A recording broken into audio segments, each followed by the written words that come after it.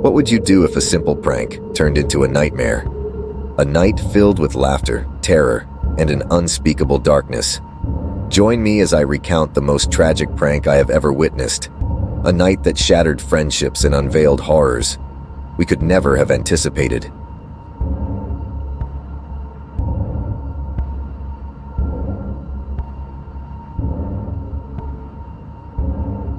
It all started like any other night. My friends and I decided to crash at Jake's house. Jake was notorious for his wild ideas, always pushing the limits of our teenage boredom. He was obsessed with horror movies and had a knack for scaring us with the most outrageous pranks. But that night, he proposed something different, something that would leave everyone screaming. I should have sensed the darkness lurking behind his eyes, but the thrill of the moment blinded me. We spent hours preparing an elaborate haunted house scenario in his basement, our very own horror show. We mapped out every corner of that basement, crafting the perfect atmosphere. Eerie sounds of howling winds, flickering lights, shadows that danced on the walls. I was chosen to be the ghost, draped in a white sheet, with a fake skeleton mask. As night fell, excitement coursed through my veins. I felt invincible.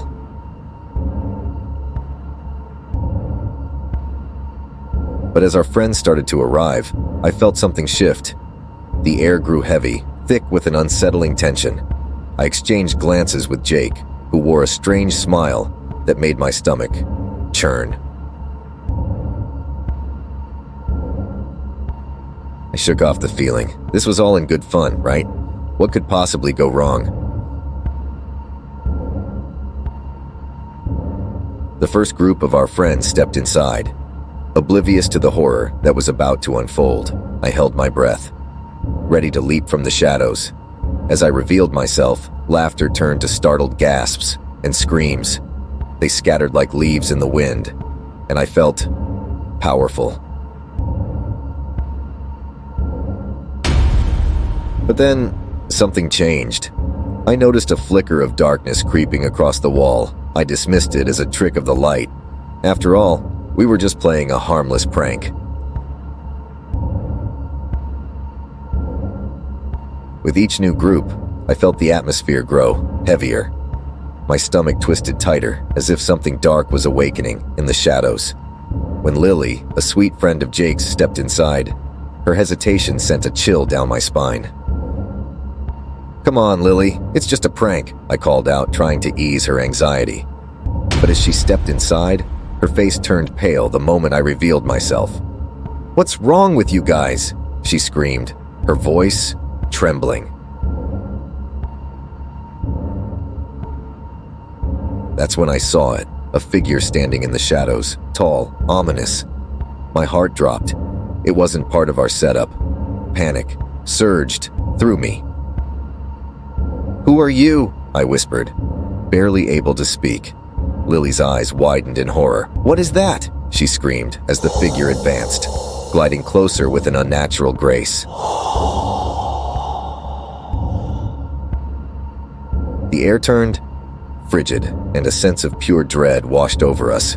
We stumbled backward, laughter drained from the room, replaced by sheer terror.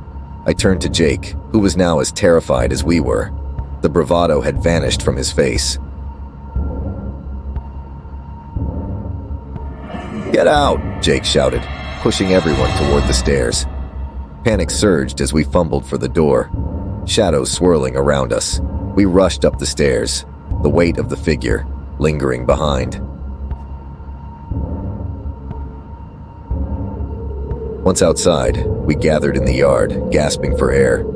"What the hell was that?" I managed to say, still trying to comprehend what had just happened. The lights of the house flickered, one last time, before plunging into darkness. We never spoke of that night again.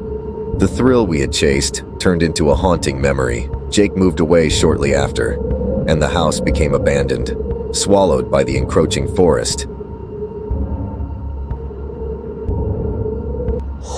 Every Halloween, the story of that haunted basement circulated among those who knew us. growing more exaggerated with each retelling. People said the figure was the spirit of a boy who once lived there, a victim of cruel pranks.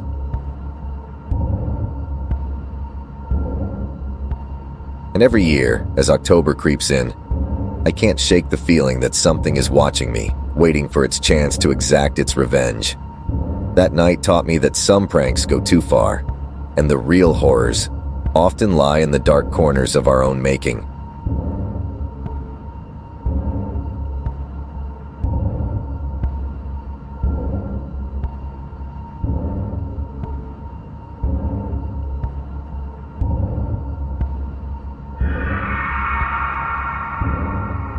Sometimes, the most terrifying things don't leave, they wait.